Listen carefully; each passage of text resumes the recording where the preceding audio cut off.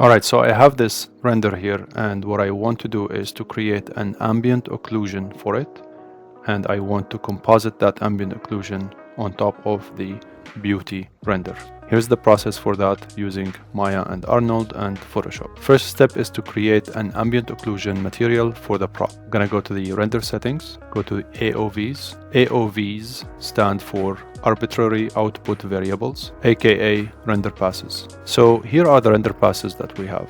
And if you look for ambient occlusion, we don't find it. So in order for us to create ambient occlusion material, I'm gonna go and add custom. And I'm gonna call it occlusion just to prevent the confusion between the material that I'm gonna be making versus the pass that I have here.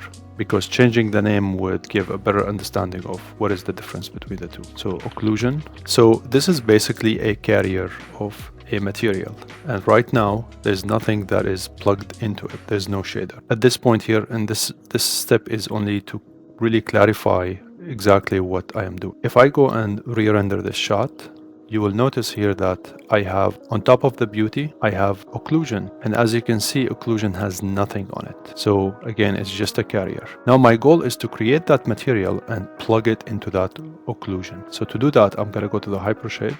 I'm going to type in tab ambient occlusion, AI ambient occlusion. It's zoomed out, so I'll select it and hit F. So now it's focused on it. Okay, so I am going to change the name here and just name it AO. Now I'm gonna go back to the render settings, and I am right here. So by selecting on this occlusion here, I am back to its properties. Now I can either type in on the shader AO, or I can middle mouse drag and drop it.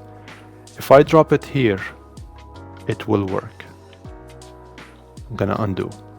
If I drop it here, however, it will not work. It makes absolutely no sense, but it is important that I mention it. So I'm gonna re-render now, just a small crop region. I'm gonna go to occlusion, and now you can believe me, nothing happened. So if I delete this and type in AO, hit enter, now it's there. Break connections, so now it's back to nothing. And just to demonstrate, middle mouse button drag again on the name here, not inside the box, on the name, you can see that it's plugged in. So I'm just revealing the wrong way to do it and the two good ways to do it. So hopefully that helps. So now I'm gonna hit play. All right, at this point what I want to do is to make a full render like this, and before I continue compositing the images, I want to bring to your attention that if you select on that node, you can go and improve the samples of your ambient occlusion. Ambient occlusion is gorgeous. It's nicely calculated, and therefore it will be time consuming to go crazy with the sampling. So you can see here, it's almost like sampling the light, but ambient occlusion actually doesn't care about lighting, even if you don't have any lights. And that's actually one of the amazing features about ambient occlusion. Even without lights, you can get some really nice ambient occlusion going on, like no problem. And then I'm gonna increase the samples of the ambient occlusion to say 6.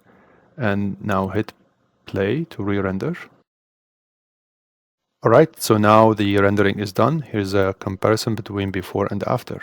Zoom out, it's pretty clean, pretty awesome. And that's going to make it a very effective pass for compositing. Now just going back here into the beauty. This is the beauty that we have. So I'm going to save this as beauty AO. Okay, so I have now both of them. Control A to select all of it. Control C, Control W to close, Control V. This is the ambient occlusion. This is beauty. The ambient occlusion should be on top. And now I just need to go into the multiply. So notice how it has darkened the image. Let me explain why this is happening.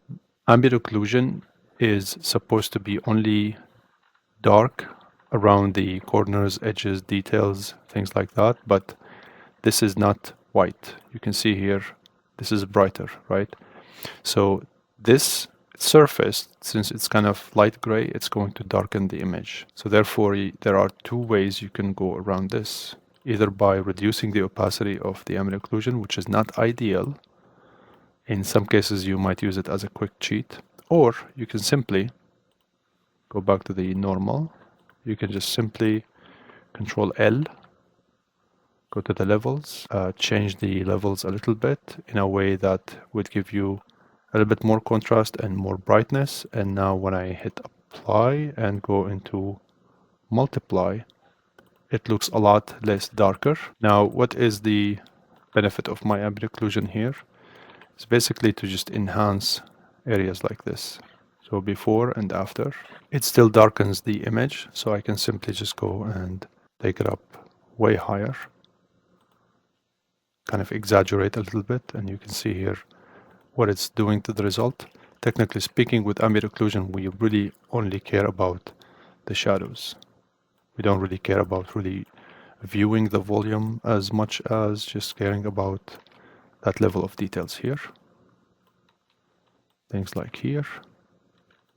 So notice here how clean the surface is for that ambient occlusion. And as a result, you don't get more noise on top of the original noise that you have here on the metal itself. So lastly, this is what it looks like after and before. All right, I hope this was helpful.